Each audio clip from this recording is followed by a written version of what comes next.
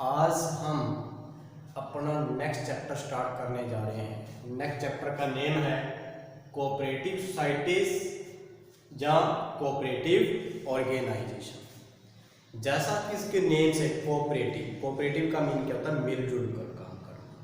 कैसे काम करना? मिलजुल कर काम करना। तो पहले हम इसका एक पॉइंट लेके चलते हैं। Cooperative is not simply A form of ownership.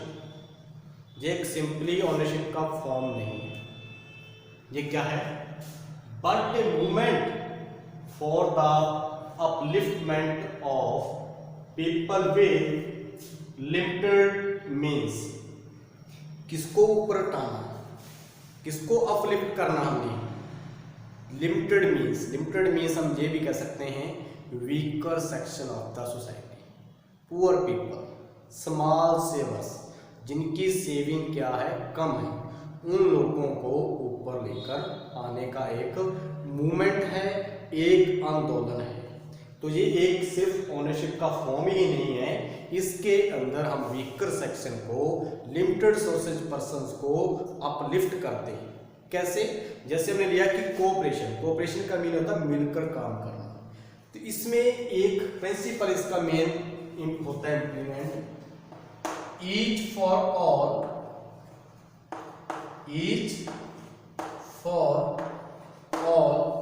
And all for each.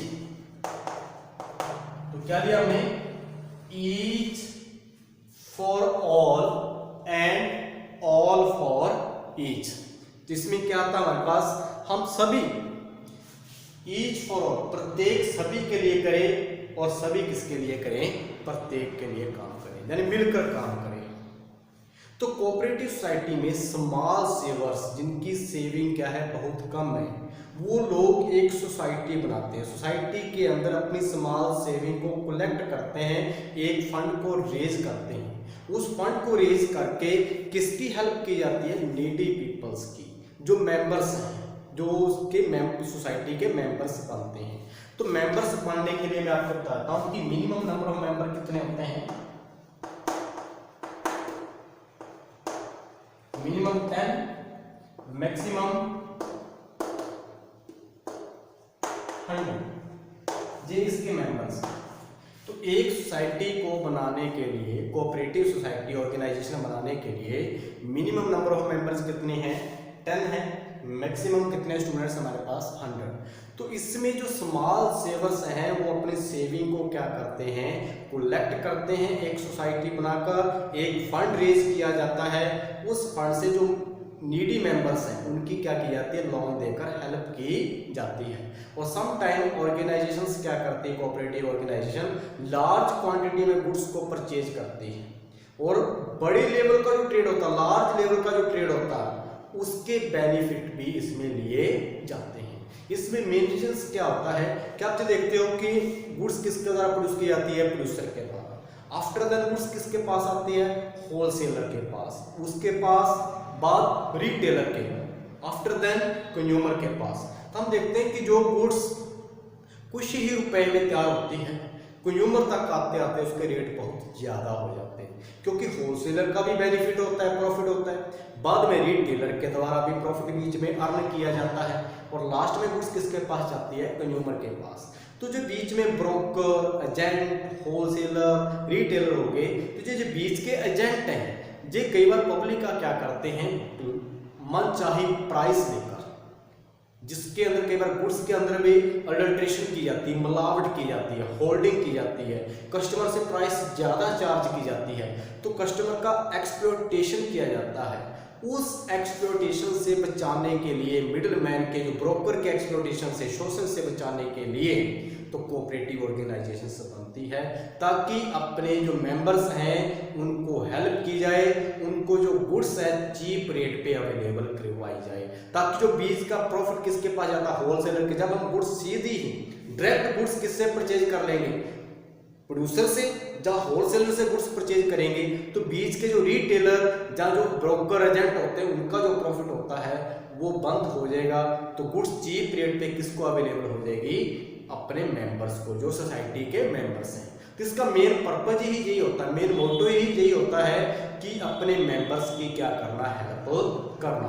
तो इसके अंदर जो नीडी पीपल हैं, जो अपने मेंबर्स हैं, उनकी क्या की जाती है, हेल्प की जाती है। क्योंकि जितने भी मेंबर जो होते हैं, ये सारे हम वीकर सेक्शन को लेके चलते हैं, लिमिटेड मींस वाले लेके चलते हैं, जिनके पास रिसोर्सेज क्या होते हैं, कम होते हैं।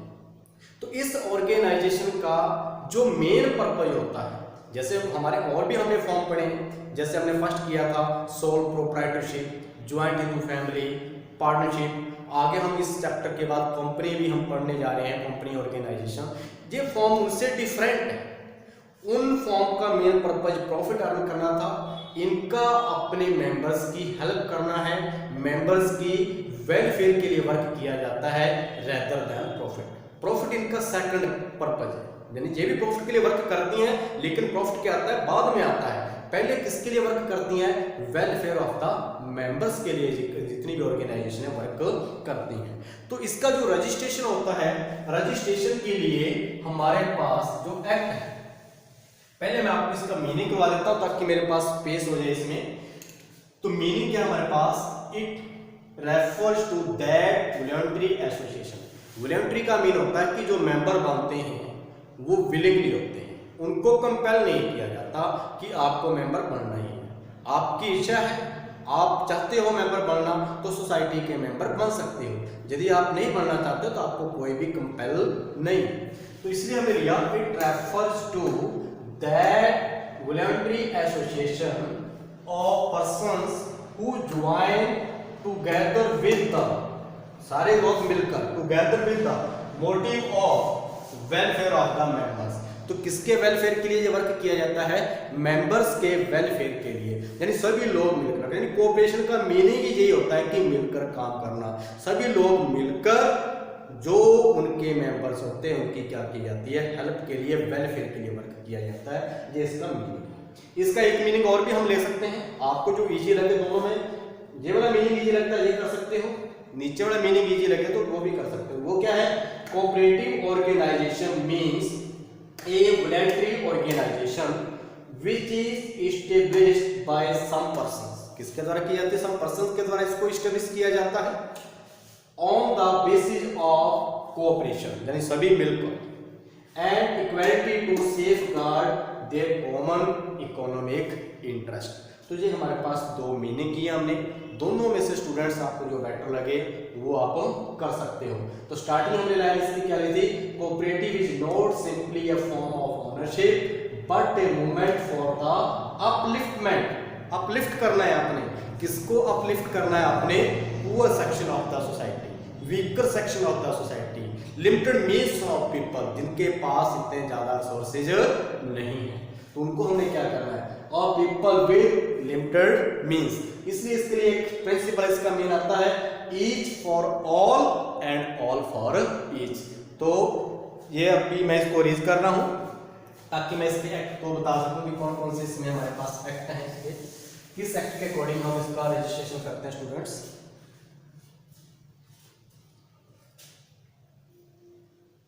कोऑपरेटिव सोसाइटी एक्ट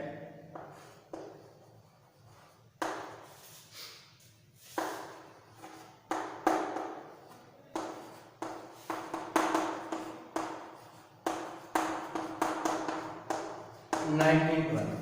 तो यदि हमने इसका सोसाइटी का रजिस्ट्रेशन करवाना है तो हमारे पास कोऑपरेटिव सोसाइटी एक्ट कौन सा है, 1912। उसके बाद स्टेट कोऑपरेटिव एक्ट भी है, स्टेट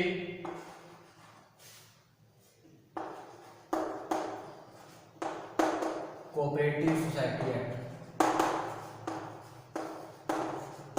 स्टेट कोऑपरेटिव सोसाइटी कहां पे हैं, जैसे बंगाल, बिहार, उड़ीसा, महाराष्ट्र, चेन्नई, ये अपनी स्टेट के कोऑपरेटिव सोसाइटी एक्ट है, वहां पे उनके जो रूल्स हैं वो फॉलो किए जाते हैं। कहां कहां बताया मैंने आपको, वैसे तो हमारे पास कोऑपरेटिव सोसाइटी एक्ट कौन सा 1912 है, लेकिन कुछ स्टेट्स के हैं अपने एक्ट बनाए गए हैं, उस स्टेट के अकॉर्डिंग ही वहां के रूल क्या होते हैं, फॉलो होते हैं, स्टेट कोऑपरेटिव एक्ट। तो कहां कहां का मैंने बताया, जैसे Bengal, Bihar, Odisha, Maharashtra and Chennai.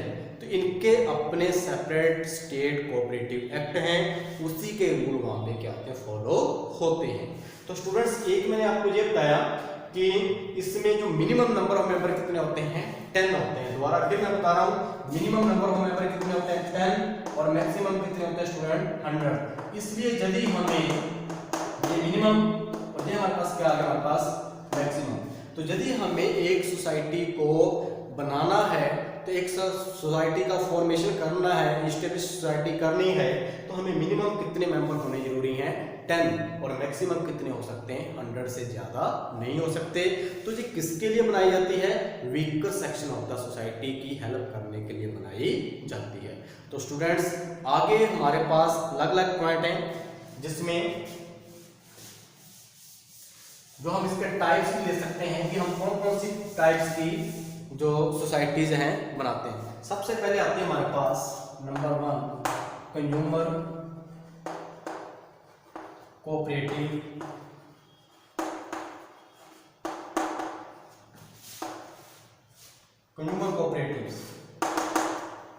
Consumer cooperative जो क्या है हमारे पास, हम सारे consumer, we all are consumer, लेकिन कुछ रिच कंज्यूमर हैं, कुछ क्या मिडिल में आते हैं, कुछ क्या आते हैं, पुअर आते हैं। तो इसके अंदर हमने पहले भी पढ़ लिया कि लिमिटेड रिसोर्सेज वालों के लिए ये ओपन की जाती है। वो लोग मिलकर एक सोसाइटी बनाते हैं, उसके मेंबर्स बनते हैं, लार्ज क्वांटिटी में गुड्स को परचेज किया जाता है, किससे गेट रिड ऑफ, किससे छुटकारा पाने के लिए, जो बीच में मिडल मैन हैं, जैसे एजेंट हैं, ब्रोकर्स हैं, जो बीच का प्रॉफिट खा रहे हैं, उनसे बचने के लिए, और हमें बेटर क्वालिटी की गुड्स अपने मेंबर्स को अवेलेबल करवा सकें। तो लार्ज क्वांटिटी में गुड्स डायरेक्ट किससे परचेज की जाती है, प्रोड्यूसर से परचेज की जाती है, या किससे परचेज की जाती है, होलसेलर से। हम कह सकते हैं कि हम डायरेक्ट गुड्स किससे परचेज करते हैं, प्रोड्यूसर से परचेज करें, जहां किससे परचेज करें, हम होलसेलर से परचेज करें हम गुड्स। तो डायरेक्ट प्रोड्यूसर से या डायरेक्ट होलसेलर से परचेज करके कहां तक गुड्स ले जाई जाती है, कंज्यूमर तक गुड्स पहुंचाई जाती है, ताकि कंज्यूमर को गुड्स चीप रेट पे क्या हो जाए, अवेलेबल हो जाए। तो ये हमारे पास क्या था, कंज्यूमर कोऑपरेटिव जो सोसाइटी बनती है। उसके बाद हमारे पास कंज्यूमर कोऑपरेटिव के बाद क्या आता है हमारे पास, मार्केटिंग। सेकंड नंबर पे हम कर लेते हैं मार्केटिंग।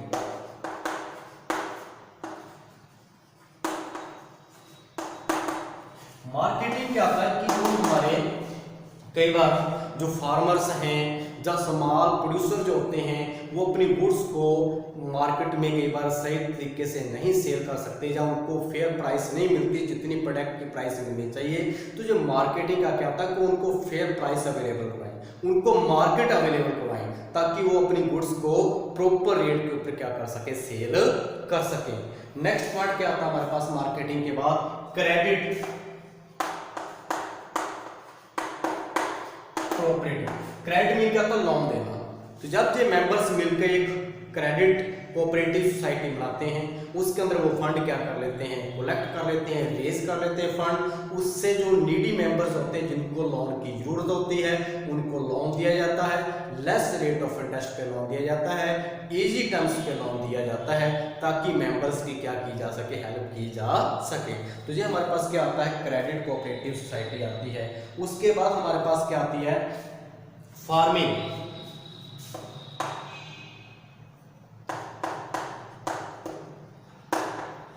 Farming cooperative society. तो जी जब हम वर्ड क्या आ गया फार्मर, तो ये किसके लिए बनाई जाएगी, फार्मर्स के लिए। जैसे स्मॉल फार्मर्स होते हैं, उनको क्या चाहिए होता है, सीड्स चाहिए, फर्टिलाइजर चाहिए, शॉर्ट टर्म के लिए लोन चाहिए।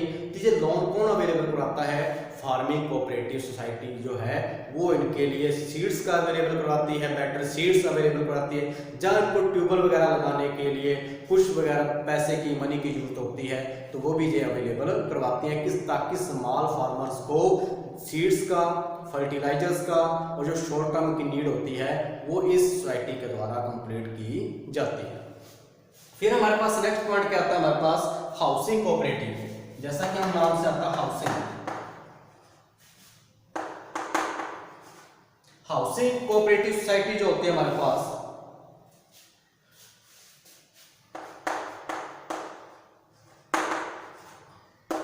Housing cooperative.